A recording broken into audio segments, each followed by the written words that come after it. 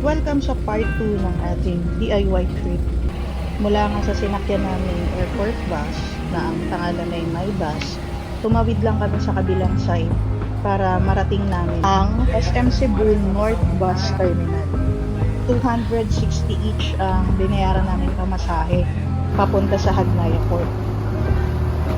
According sa mga na-research namin, 3 to 4 hours ang biyahe from North Bus Terminal hanggang sa Hagnaya Port.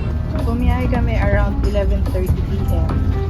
and then dumating kami sa port ng around 2 a.m.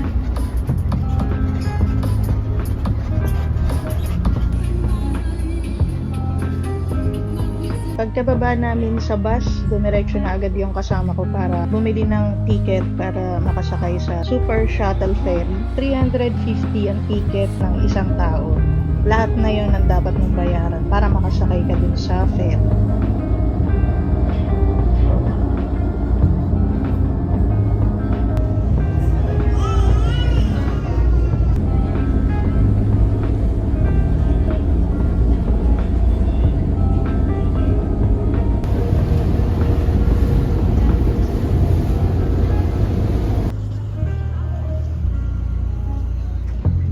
Mula sa port, nagpahatid na kami sa tricycle. 150 pesos ang sinil sa amin.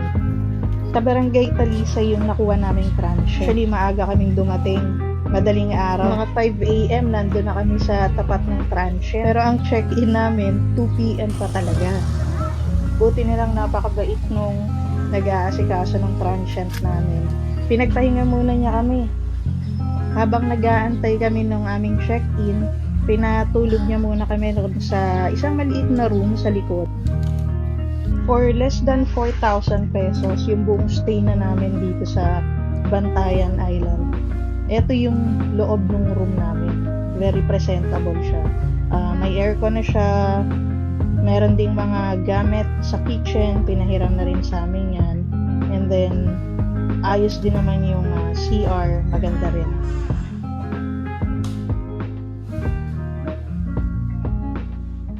Yan yung view mula ron sa barangay malapit doon sa tinutuluyan namin.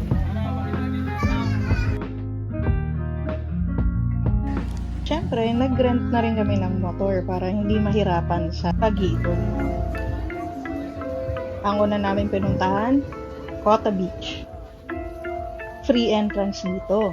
At kilalang kilala ito dahil sa kanyang sandbar.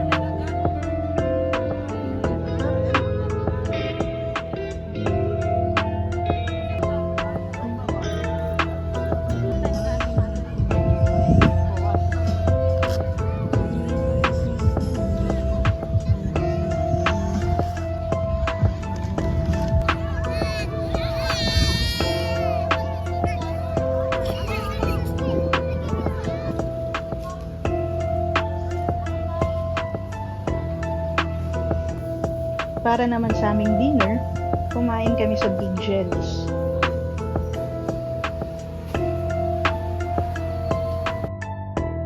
Siyempre, hindi namin pinalampas na matikman yung kanilang shrimp at scallops. Sulit ang first day. Abangan nyo sa next part ang activities namin sa day 2.